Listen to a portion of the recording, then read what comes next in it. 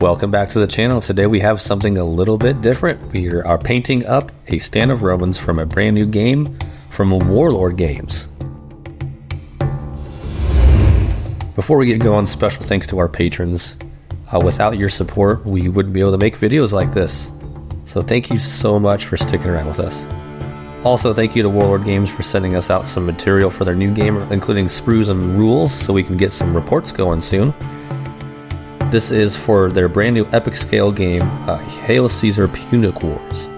You can pre-order it right now from their website. We'll put a link down below. And special thanks to Kieran, who I've been in contact with, for communicating with me the entire way. Alright, so what I like to do is start with an undercoat of black. I just like to prime everything black. It kind of makes the model a little more muted, which I like. We start with Mephiston red and Word Bearers red, just blocking out all the shields here. The front rank, you'll have to cover the entire shield, but the rest of the ranks, you'll have maybe the ones on the sides to paint, so it's not too hard. This is what it'll look like with a couple coats on it. And with a black undercoat, you'll need 2 or 3 coats for all these paints. Moving on to the tunics, we use the same 2 reds and add in a brown kind of off-white color with Banshee Brown from Army Painter. With the back rank of these guys, you'll need to cover their entire backside of their tunics. All the other models will be kind of just their shoulders, or maybe the thigh or backside of the 1 or 2 guys that are on the sides of the sprue.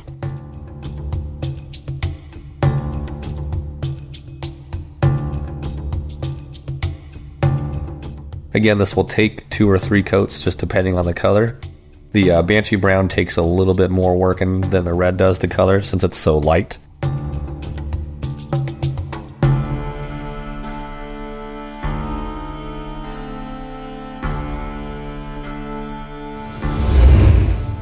Once you get 2 or 3 coats on that, we'll move on to the skin here. We'll use Kislev Flesh. For every model on here, you'll need to paint their face here, and then the back rank, you'll have parts of their legs and their calves. The middle rank and the front rank, you'll have a couple legs to paint and maybe an arm poking out holding their spear. And I actually foregoed painting the back of their necks here, just because at tabletop distance and kind of a top-down angle, you're not going to see that part of the model anyways, so might as well save a little bit of time.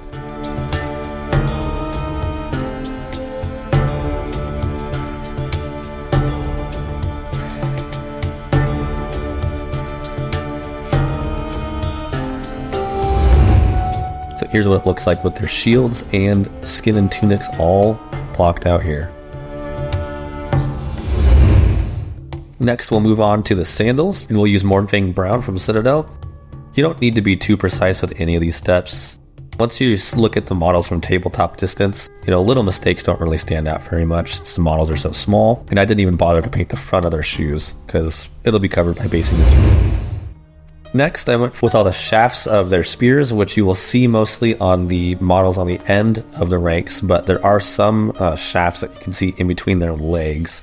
You probably don't really even need to paint these, but I did anyways. For these, I used Rhinox Hide from Citadel.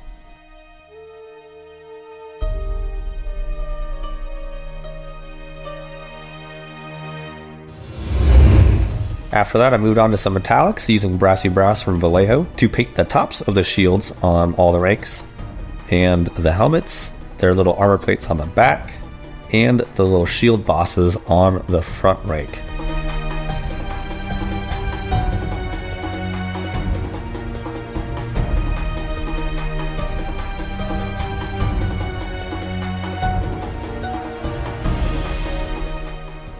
The Brassy Brass specifically is pretty watery, so you can probably get away with doing one kind of thick coat, which is what I did here. If you want to be a little thorough, you can do a second coat, but I washed the model later, which kind of ties it together anyway, so it's not too big of a deal.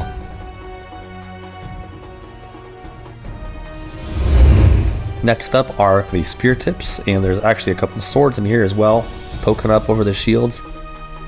I think I painted 1 or 2 of those, and the rest I left the shield color because you can't really tell again from tabletop distance. Go ahead and get all those done. The layer of Lead Belcher here from Citadel.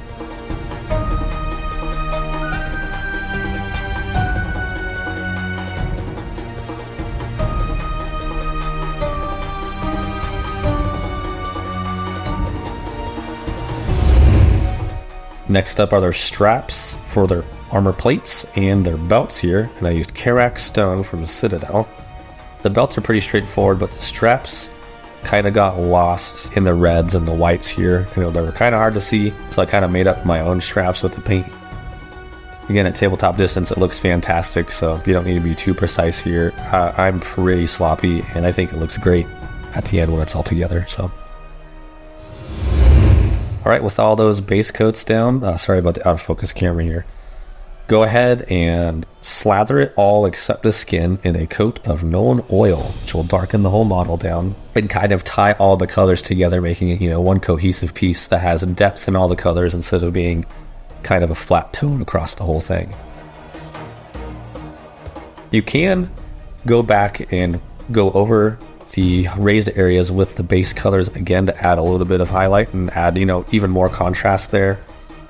I decided not to just to save time. The only other thing I did highlight was the skin. So here I made my own wash with Bugman's Glow, kind of to a glaze consistency, just covered all of the skin so I could go back over it again later with the base coat Kiss Love Flesh to kind of make the skin pop a little bit. And that is the only thing I highlighted on this model. I didn't want to spend too long on them. And I think the known oil layer ties the whole model together nicely, and I don't really need to highlight everything unless I really want to later. So here you can see the Kiss of Flesh going back on most of the raised areas of the skin again. You want to leave some of that original layer with the Bugman's Glow glaze over it, so you can kind of see some contrast there between the shadows and the tips of the nose and the cheekbones and tops of the calves and things like that.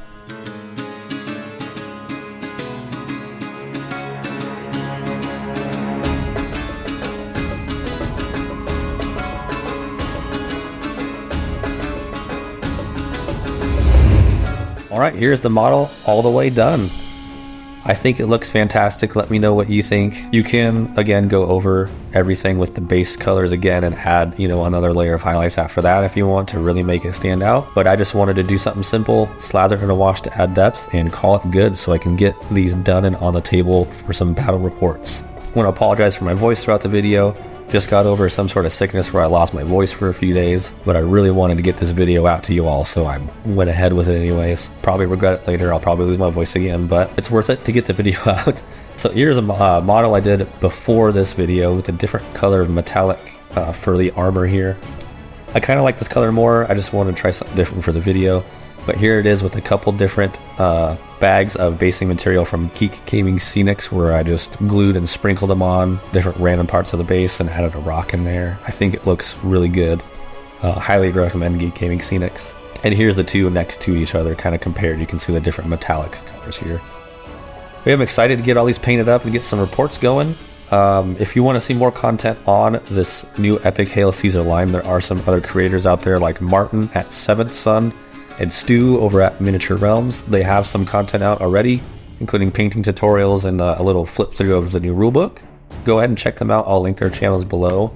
Thanks again for watching this painting tutorial. If you'd like to see more from this line or from other games, let us know. Maybe we'll start whipping out some more hobby videos. But yeah, we'll be filming a battle report here pretty soon of this game. We're very excited. Again, thanks Warlord Games for sending us out some stuff early. The game releases in July. We'll hopefully get a battle report out before then so you can see if you like the game and pick it up. Thanks for watching. We'll see you in the next one.